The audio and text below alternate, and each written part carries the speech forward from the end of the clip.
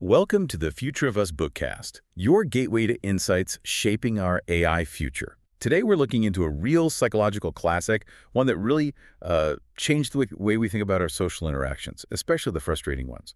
It's Dr. Eric Berne's 1964 book, Games People Play, the basic handbook of transactional analysis. Oh, it's absolutely foundational. Berne wasn't just, writing another psychology book. He built this whole system, transactional analysis, TA for short, and it gives us a kind of map for our social lives. It helps us see human interaction not just as like random messy stuff, but as these predictable patterns, maneuvers. Right, these transactions.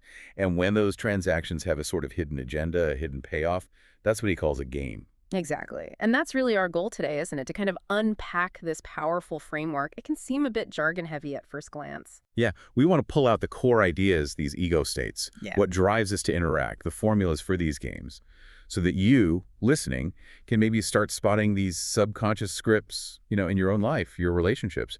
Why do those same arguments keep happening? This might offer some clues. Precisely. And the ultimate aim of TA, the big idea at the end of the book, is moving towards what Berne calls autonomy, which is about living a more genuine life, more spontaneous, game-free, getting liberated from all those internalized rules and expectations we picked up. Okay, so how are we going to approach this? We'll follow the book structure. Makes sense, right? Right. First, the foundations, the analysis part, how we're sort of wired.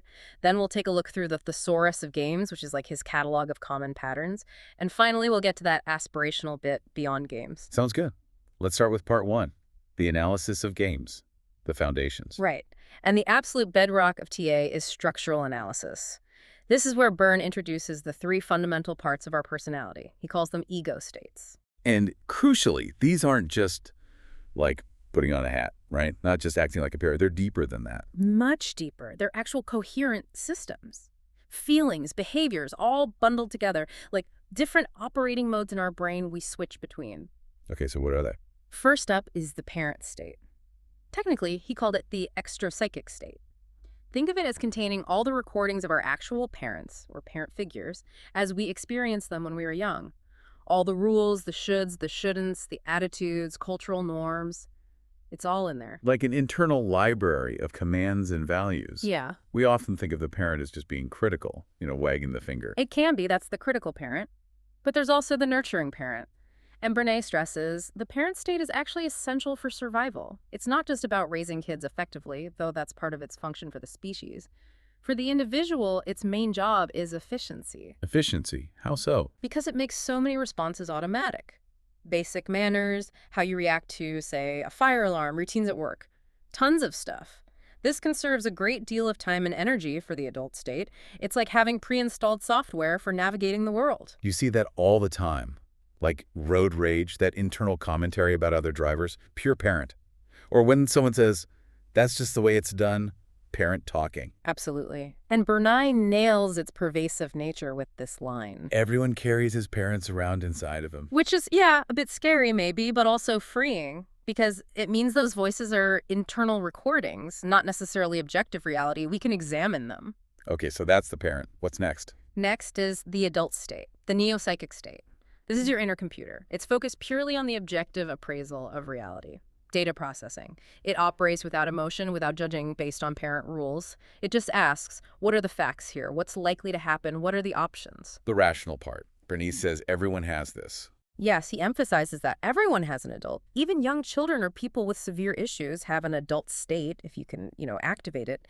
It's the part needed for actual problem solving. And it takes effort, right? That's why we default to the parent sometimes. Exactly. The adult requires concentration and energy, so we use the parent for shortcuts, and we rely on the third state for, well, a lot of the color in the child state, the archaeopsychic state. Archaic relics.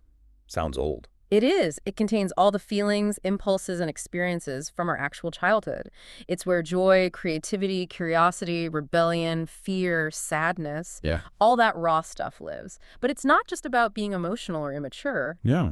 Berne points out a really interesting part within the child state he calls the professor. The professor, like tweeds, jacket, and... No, not academic at all. The professor is the intuitive, smart part of the child, like the adult in the child. It's usually most active when we're kids, maybe 2 to 8 years old. It's incredibly good at picking up nonverbal cues, figuring things out intuitively, and Well, sometimes manipulation. It's the part that knows exactly how to get mom or dad's attention. Ah, okay. So parent rules, adult computes, child feels and intuits. Basically, yeah. And the key point Burnett makes is that all three are valuable. We need all of them for a healthy, functional life.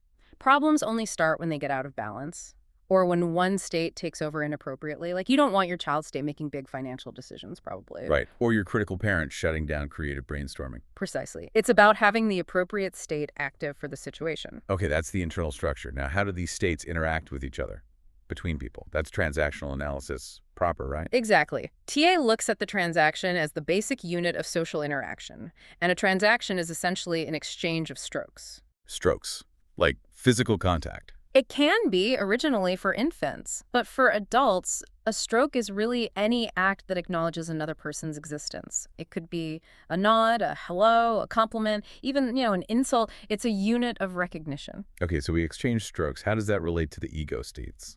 Well, we classify transactions based on which ego state is sending the stimulus and which state is responding. The simplest type is a complementary transaction. Complementary. I mean, it goes smoothly. Yeah, the response comes from the expected ego state, and it's directed back to the state that sent the stimulus. Like, adult to adult, what time is the meeting? It's at 2 p.m. Clean, efficient. Or maybe parent to child. Sure, don't forget your coat. Parent, okay, mom. A child. As long as the lines of communication are parallel, the interaction can continue indefinitely. But they don't always stay parallel, do they? Definitely not. That's when you get cross transactions. This is where communication breaks down because the response comes from an unexpected ego state or is directed to the wrong state. Can you give an example? Okay, imagine someone asks a simple adult question. Did you finish that report? Adult to adult. But the response comes back from a defensive child state. Why are you always checking up on me? Child to parent. See how the lines crossed? The conversation about the report just stopped dead. Now it's about something else entirely, the underlying relationship dynamic. Ah, I see. That happens a lot. It does. And this leads us directly to the mechanism behind games. The ulterior transaction. This is the tricky one. It's like a duplex conversation. Duplex. Two levels at once. Exactly. There's the social level, the actual words being said, usually adult to adult. But underneath, there's a hidden psychological level, often child to child or parent to child, carrying the real message. And it's the psychological level that determines the outcome of the game. So the surface conversation is just cover. Pretty much. It provides plausible deniability for the real maneuver happening underneath. Berne's classic example, often seen in flirting, shows this perfectly. Oh yeah, the barn example. It's so good. Great. The exchange goes, Cowboy, come and see the barn. visitor. I've loved barns ever since I was a little girl. Okay, so social level, just talking about barns. Seems innocent enough, adult to adult. But the psychological level, it's a pretty clear child-to-child invitation, right? It's about something completely different, potential intimacy or play. Without understanding that hidden ulterior message, whatever happens next might seem totally confusing or out of the blue, but it was set up by that ulterior transaction. Wow. Okay, so we have these complex interactions, multiple levels. Why do we even bother? What drives us to seek out these transactions in the first place? Berne argues it comes down to three fundamental, almost biological hungers. These aren't just desires, they're needs. The first one is incredibly basic, stimulus hunger. Stimulus hunger. Yeah, it's the infant's craving for physical contact, for stimulation. It's as fundamental as the need for food. He references studies, some quite stark, showing that babies deprived of handling and stroking can literally fail to thrive, develop severe problems, even die a condition called marasmus. And sensory deprivation in adults can lead to temporary psychosis. So we are biologically wired to need input, need connection. Absolutely, it's a survival need. This leads to one of the book's most famous, slightly dramatic lines. If you are not stroked, your spinal cord will shrivel up. Now, okay, maybe not literally shrivel. Right. But the point is powerful. Exactly. It underlines the biological imperative for social interaction. It means any kind of social contact, even negative strokes like criticism or arguments, is biologically preferable to complete isolation, to being ignored. Being noticed is vital. Okay, so babies need physical strokes. What about us grown-ups? We can't exactly go around cuddling everyone at work. Right. So as we grow up, that raw stimulus hunger gets transformed into recognition hunger. The need for physical contact becomes a need for symbolic recognition. A smile, a good morning, someone using your name, listening to you. These are all symbolic strokes. They're the currency of adult social life. And do we all need the same amount? Not at all. Berne points out the huge variation. Think of, like, a stage actor who might need massive amounts of applause and attention every week to feel okay. Compare that to maybe a research scientist who might be sustained for a whole year by one single nod of approval from a mentor they deeply respect. The need is universal, but the dosage and the source can differ wildly. Okay, so we need stimulus, then we need recognition. What's the third hunger? Once those basic needs for contact and recognition are met, we face another problem. What do we do with our time? This leads to structure hunger. We have this fundamental need to structure our waking hours. We need to avoid boredom, which Berne equates to a kind of emotional starvation, a lack of strokes over time. He calls this a core human dilemma. The eternal problem of the human being is how to structure his waking hours. That quote really hits home, doesn't it? It explains why we engage in social activities. We're essentially helping each other fill time, avoid that void. And this need for structure directly leads to the different ways we organize our time socially. Activities, rituals, pastimes, and ultimately games. Okay, let's break those down. How do we structure time, moving from simple to complex? The simplest, safest way is through activities. This is basically work, or any project focused on external reality, building something, coding, gardening. It's primarily an adult function dealing with data and materials. But the shared activity itself provides a natural context for getting and giving strokes. Makes sense. What about rituals? Rituals are the next step up. These are stereotyped, predictable sequences of simple, complementary transactions. They're programmed by social norms, usually coming from the parent state. Think about basic greetings. In the US, it's often, hi, how are you? Fine, thanks, how are you? Fine. Very automatic. Totally. And the expectation of the return stroke is built right in. Berne gives the example. If Mr. G says hi and Mr. H just walks past, Mr. G feels slighted. His internal child is basically asking, hey, where's the stroke I was expecting? What's wrong? The ritual was broken. Okay, so rituals are short, predictable exchanges. What are pastimes? Pastimes are like extended rituals. They fill longer stretches of time, usually at parties or gatherings. They're semi-ritualistic conversations about acceptable topics. Berne gives examples like General Motors, what he calls man talk, about cars, sports, business, or wardrobe lady talk, about clothes, shopping, home stuff, or PTA parent talk about schools or children's problems. Sounds a bit dated now, maybe, but the categories still ring true. We definitely have standard conversational scripts. Absolutely. And the key function of pastimes, Berne says, is that they confirm our roles and stabilize our existential position. Existential position. What's that? It's the fundamental belief about oneself and others that a person adopts early in life and then seeks to validate, like, I'm okay, you're okay, or I'm okay, you're not okay, and so on. So if you're playing the PTA pastime by complaining about kids today, what Berne calls the projective form, you're confirming your position that maybe all children are trouble, or parents these days are incompetent. Pastimes are a safe way to get strokes and reinforce your worldview without really risking anything. Okay, so activities, rituals, pastimes. They fill time, give strokes, confirm positions, but they're relatively straightforward. Then we get to games. And this is the core of the book. Unlike rituals and pastimes, which are mostly programmed by society, games follow an individual's hidden script. A game is a sequence of transactions, often repetitive, that are superficially plausible but conceal a motivation. They move towards a predictable, concealed psychological payoff. A payoff. Usually negative. Usually, yes. It's the feeling or outcome that the game is secretly designed to produce.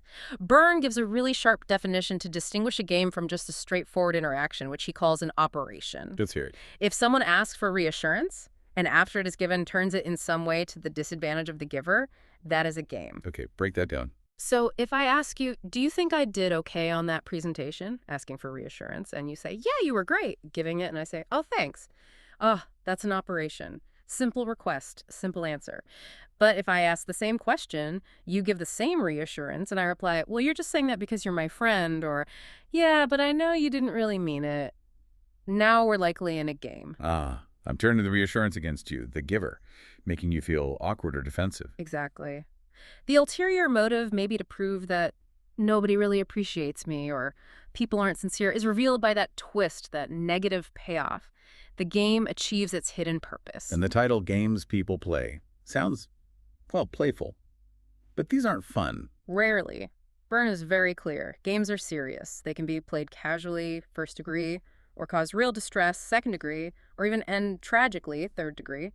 He lists things like alcoholic, debtor, even war as games' structured interactions with ulterior motives and devastating payoffs. They're poignant, often desperate ways we structure time and get strokes. So why play them if they're often destructive? Because they offer predictability, they confirm our existential positions, and crucially, they help us avoid something potentially more terrifying. This leads to another really crucial quote from this first section. Right? Pastimes and games are substitutes for the real living of real intimacy. Wow. Substitutes for intimacy. Yeah. Games keep us occupied, they provide strokes, even negative ones, they reinforce our scripts, and they protect us from the vulnerability, the unpredictability, the sheer exposure of genuine game-free intimacy. Intimacy, Berne suggests, is the only truly satisfying way to meet all three hungers, but it's risky. Games feel safer, even if they lead to bad outcomes. It's like choosing junk food over a healthy meal because it's easier and instantly gratifying, even if it makes you feel lousy later. Okay, that lays a really solid foundation. We've got the ego states, the transactions, the hungers, and the basic idea of a game as a substitute for intimacy. Right. So now we're ready to dive into part 2, the thesaurus of games itself. This is where Berne basically gives us a field guide to spotting these patterns in action. Like a catalog of common psychological maneuvers. Exactly. He groups them by the situations where they typically occur: life games, marital games, party games, and so on. It's a practical way to start recognizing them. And remember those degrees he talked about. First-degree games are kind of socially acceptable, maybe played at parties. Second degree cause more upset, hidden from public view.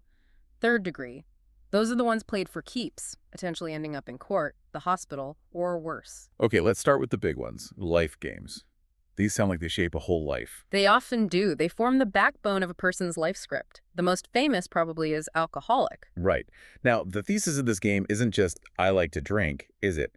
Berne says it's more like, see if you can stop me. Precisely. And it's not a solo act. Alcoholic is a multi-handed game. It requires a cast of characters to keep it going. Who are the players? Well, you have the alcoholic themselves, the central player, but they need a persecutor, often a spouse or boss who criticizes and blames them.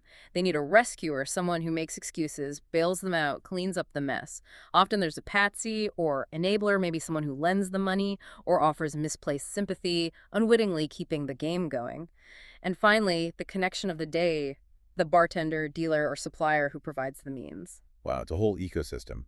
What's the payoff for the alcoholic player? It seems mostly negative. The surface payoffs are often avoidance, avoiding responsibility, avoiding real intimacy, especially sexual intimacy. But the deeper psychological payoff is about confirming their existential position. Berne puts it this way. Existential advantage of alcoholic, everybody wants to deprive me. That's the hidden win. The game is structured to pervert persecution and rescue attempts, all of which reinforce the alcoholic's core feeling of being misunderstood, controlled, or deprived by others. The drinking is just the way they elicit those specific strokes. That's a bleak view, but it makes a disturbing kind of sense. What's another life game? Another big one is debtor. Berne notes this can be more than just a game. It can become a whole life plan, especially in societies built on credit. Like constantly juggling mortgages, loans, credit cards. Right. And a common game variant within this script is try and collect or tack. The player, white, Berne uses white and black for players, enjoys the benefits of the debt, the house, the car, whatever, while maneuvering to avoid paying. If the creditor gives up, white wins by keeping the goods. If the creditor gets aggressive with collection attempts, white often switches tactics. Switches to what? Often to a version of another game we'll get to. Now I've got you, you son of a bitch, and IGY sold. The debtor provokes the creditor into harsh actions, then uses that harshness to prove the creditor is greedy, ruthless, and untrustworthy. This justifies the debtor's stance, validates their feeling of being victimized by the system, and gives them a sense of moral superiority, even while defaulting. So they win by feeling righteous in their victimhood. Okay. What about games where the person seems to invite negative treatment? Yes. That brings us to Kick Me, sometimes called Why Does This Always Happen to Me, or WAM. The player behaves in a way that subtly invites criticism or punishment. It's like they're wearing a sign saying, please don't kick me, which paradoxically draws the kick. They might be habitually late, clumsy, forgetful. Setting themselves up for failure or reprimand. Exactly. And when the inevitable kick comes, the reprimand, the mishap, the social rejection, they can then complain, Why does this always happen to me? Yeah. The payoff.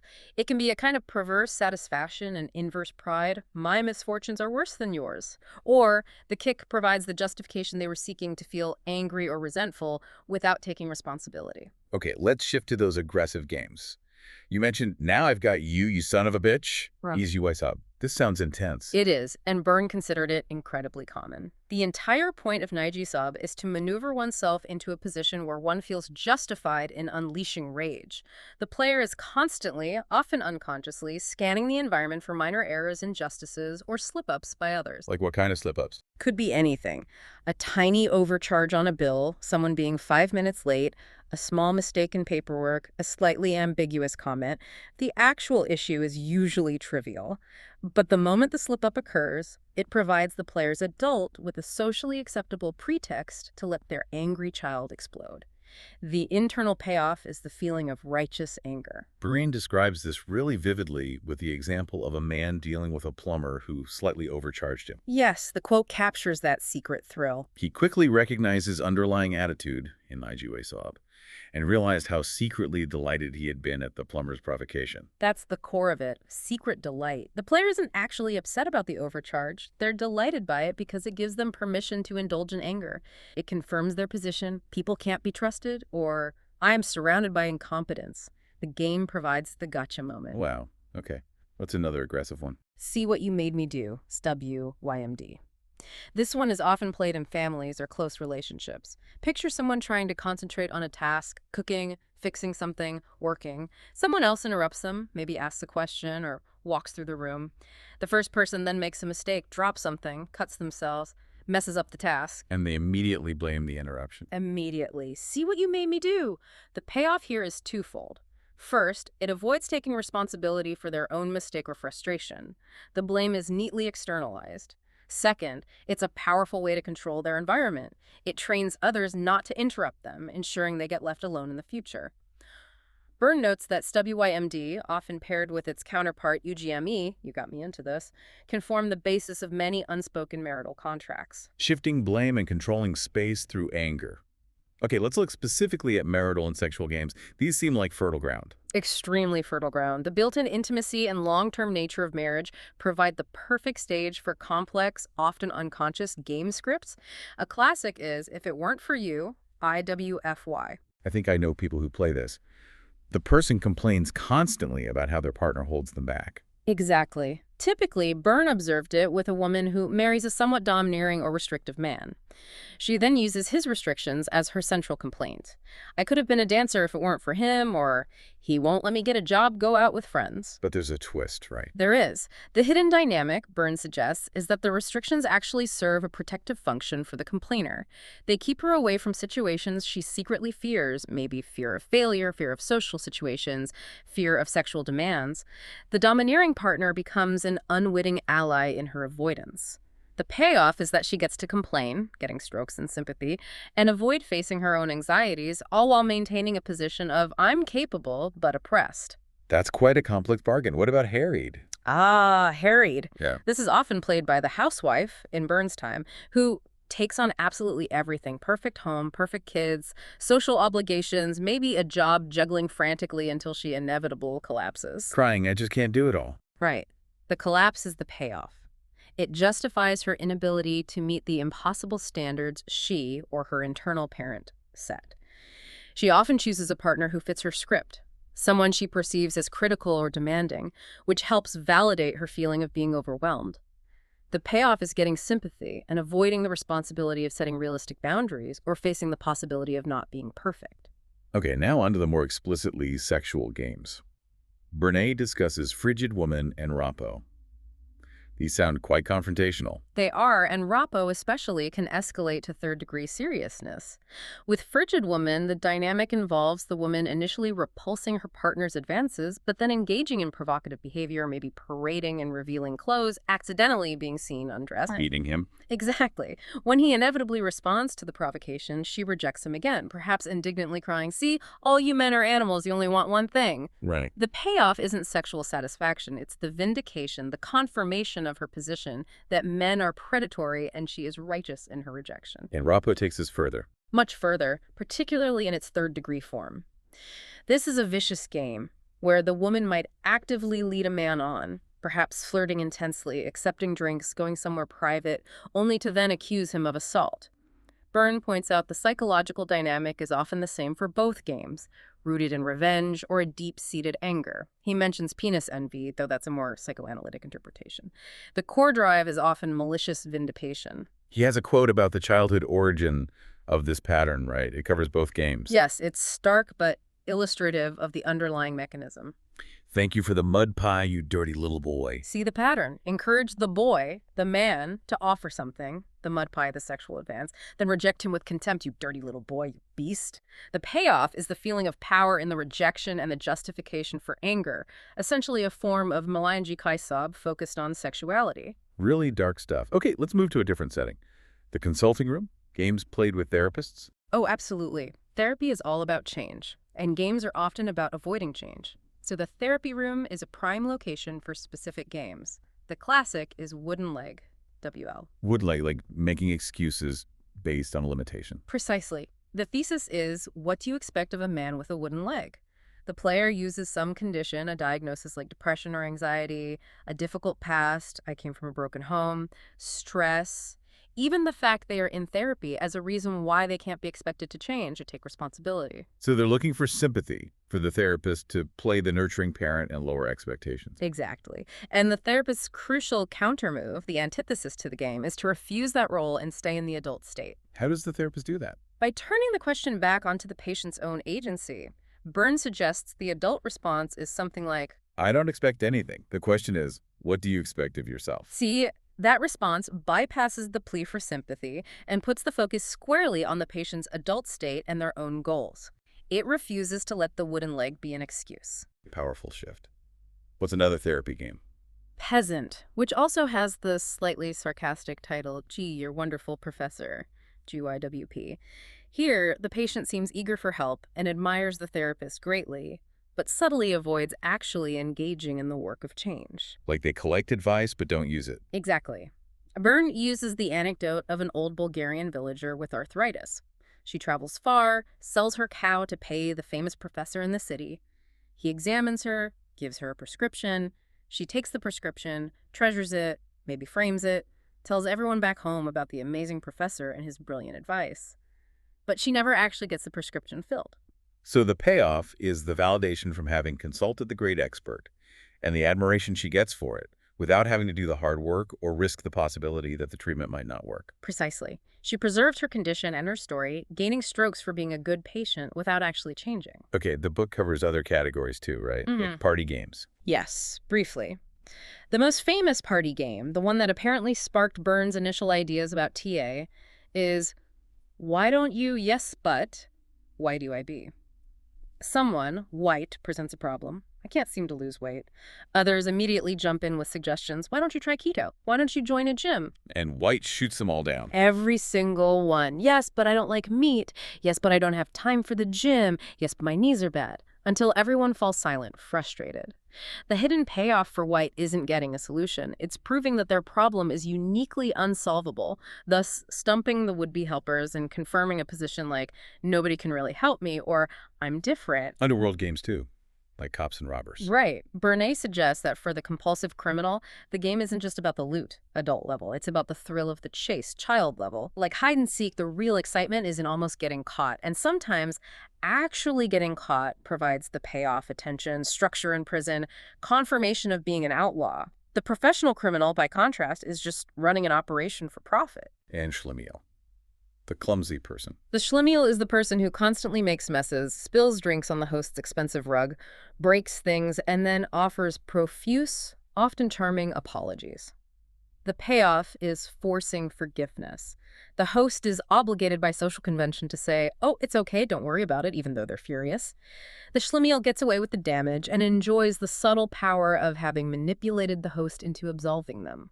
Wow. It seems like most games are negative. Are there any positive ones? Yes, thankfully. Berne includes a section on good games. These still have underlying psychological motives, but they're channeled into socially constructive or harmless activities. Busman's Holiday, for example. Someone does their job or something related to it, while on vacation not out of obligation, but for genuine enjoyment and refreshment. The structure and stroking come from competence, not conflict. Yeah. Happy to help.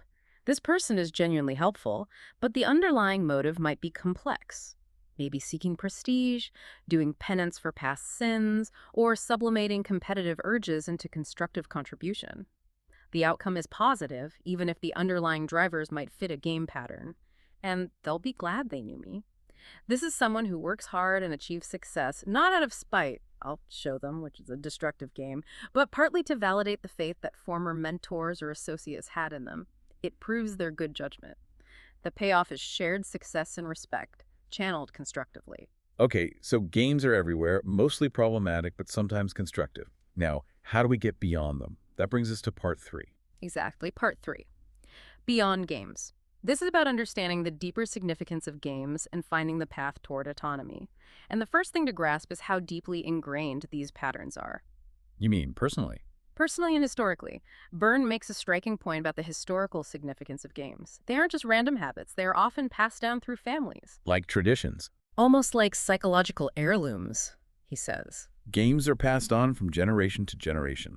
He suggests you can often trace a person's main game, like alcoholic or if it weren't for you, back to their parents and grandparents, and you can see it being passed on to their children and grandchildren. It's a multi-generational script. That's quite a thought. It implies breaking the pattern has huge ripple effects.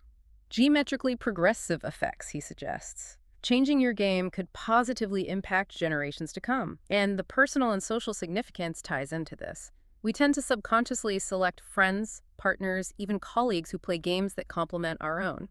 So rescuers find people to rescue, persecutors find victims. Exactly. Our social circles often function like interlocking game systems, which leads to a tough consequence of change. If you stop playing your usual game, you might find yourself feeling like an outsider in your old social groups. You might get extruded, as Berne puts it. Pushed out because you're not playing by the unspoken rules anymore. Right. But the flip side is that you become available to form connections based on something else, something more authentic. You might find a new circle where game-free interaction is possible. It's a major transition. So the alternative to this game-playing life is autonomy. Autonomy. That's Berne's term for the goal. It means liberation from those ingrained parent scripts and cultural directives that we absorbed, often uncritically, in childhood. It's about overthrowing those irrelevancies and reclaiming the ability to live in the here and now. Can we actually do that? Those scripts feel so deep. Berne argues yes, because our adaptation to those parental influences wasn't just passive absorption. It involved a series of decisions we made as young children about how to survive and get strokes in our family environment. And the crucial point is, decisions can be redecided. Under the right circumstances, maybe in therapy or through conscious self-work, we can revisit and reverse those early life decisions. So it's not about blaming parents, but about achieving a kind of independence from their internalized voices. Exactly. He calls it aiming for a friendly divorce from one's parents, acknowledging their influence, maybe visiting them agreeably, but not letting their internal recordings run your life anymore. And autonomy isn't just the absence of games, right? It's about gaining something positive. Yes. It's defined by the recovery or release of 3 innate human capacities that often get suppressed by game playing and social scripting. Berne puts it clearly, the attainment of autonomy is manifested by the release or recovery of 3 capacities: awareness, spontaneity, and intimacy. So it's an active state of being, not just avoiding negative patterns. Okay, let's unpack those 3 capacities. Yeah. First, awareness. What does that mean here? Awareness is the ability to experience the world directly, freshly, in the present moment, through your own senses and feelings, without the filters of parent prejudice or child fears. Berne calls it eidetic perception, seeing, hearing, feeling what is actually there. It requires living in the here and now. He uses that analogy about the birds, right? The jay and the sparrow. Yes, it's a beautiful illustration of how learning can sometimes interfere with awareness. A little boy is just experiencing the birds with delight, their sounds, their movements. Pure child perception. Then the good father comes along to teach him, that one's a jay, that's a sparrow. He gives them labels, categories. And that's bad. It's not that labels are bad in themselves, but Berne points out the potential cost. The moment the little boy is concerned with which is a jay and which is a sparrow, he can no longer see the birds or hear them sing. His focus shifts from direct experience to intellectual categorization, filtering reality through the parent-taught labels. The aware person, Berne implies, can see the bird first, feel the experience, and then apply the label if needed for communication, without losing the initial direct perception. So awareness is about cutting through the mental chatter and labels to experience reality directly. He also used driving analogies. Yeah, contrasting different ways of being behind the wheel. The jerk driver is focused on the future, getting there on time, maybe playing "Look How Hard I Tried" by weaving through traffic. The sulk is stuck in the past, nursing grievances about other drivers, collecting injustices, playing "Look What They Made Me Do."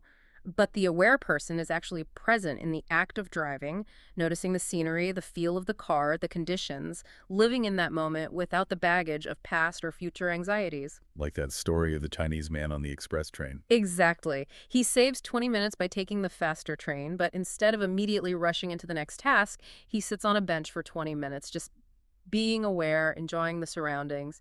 He used efficiency to create space for awareness. Okay, that's awareness. What's the second capacity? Spontaneity. Spontaneity, for Berne, isn't just impulsiveness. It's the freedom to choose your response from the full range of your ego states, parent, adult, and child. It means you can access and express parent feelings like care or indignation, adult assessments, objective analysis, and child feelings, joy, sadness, anger, fear, appropriately and authentically, rather than being compelled by your script to feel only certain allowed emotions. You own your feelings, they don't own you. So more flexibility and choice in how you react. And the third capacity, intimacy. Intimacy is the payoff for awareness and spontaneity. Berne defines it as the spontaneous, game-free candidness of an aware person. It's the direct, undefended connection between two people, primarily through their liberated, uncorrupted child states.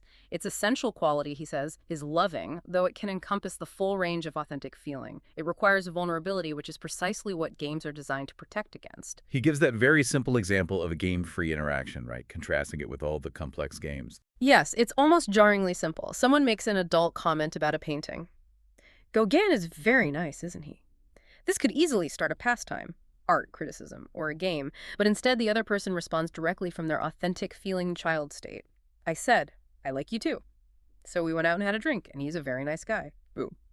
Direct, honest, vulnerable.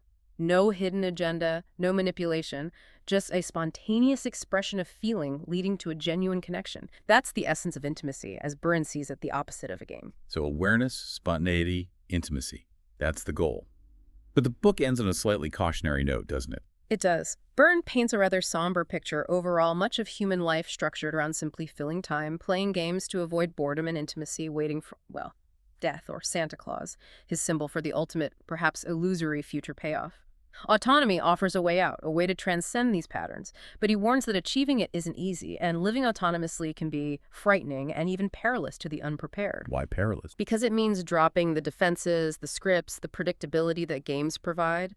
It means facing reality and other people directly without the usual armor. It requires courage and a willingness to be vulnerable. It's often easier, he implies, to just slip back into the familiar comfort of game-playing togetherness. So it's a hopeful path, but a demanding one. What's the big takeaway for someone listening to all this? I think the main takeaway is that while the patterns Berne describes might seem pessimistic, the tool he provides, transactional analysis itself, is incredibly empowering. His core argument is that games are fundamentally dishonest ways we interact, protecting us but ultimately leaving us unsatisfied. But by learning to recognize the ego states, the transactions, the payoffs, the scripts, we gain the ability to choose differently. We can spot the games in ourselves and others and consciously decide not to play, opening the door to that possibility of autonomy. It gives you a language and a framework for understanding those frustrating loops we get stuck in. Exactly. It's a map out of the game world if you're willing to use it. Okay, let's quickly recap the key takeaways from our exploration of games people play. Sure. First, our social interactions are fundamentally driven by basic needs: the hunger for stimulus, for recognition, and for structure in our time. Second, we all operate using three core ego states: the parent, our internalized rules and values; the adult, our rational data processor; and the child, our feeling, impulses, and creativity from childhood. Third, a game isn't just fun. It's a recurring sequence of transactions with a hidden ulterior motive, leading to a predictable psychological payoff that reinforces a core belief or feeling. And finally, the ultimate goal, the alternative to game playing, is autonomy, which means recovering our innate capacities for awareness, living in the now, spontaneity, emotional freedom, and intimacy. Genuine, game-free connection. Thanks for tuning in to the Future of Us Bookcast. We hope you found inspiration to these ideas. Don't forget to subscribe and share together. We're co-creating the world of tomorrow.